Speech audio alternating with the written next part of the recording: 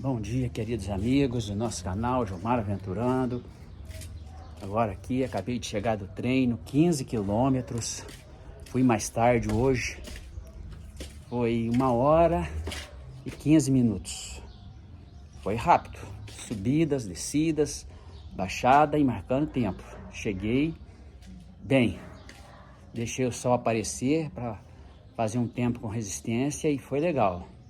Muito bom. Visando a próxima prova, Toca Raul, em Passa Quatro, no dia 30, onde nossa equipe Mindorângue estará marcando presença. Estaremos lá buscando pódio, buscando medalhas e troféus para nossa cidade. Bom domingo a todos, bom descanso a quem está descansando, bons treinos a quem vai treinar também visando as próximas corridas. É isso aí, pessoal. Forte abraço, tamo juntos. Eita, nós!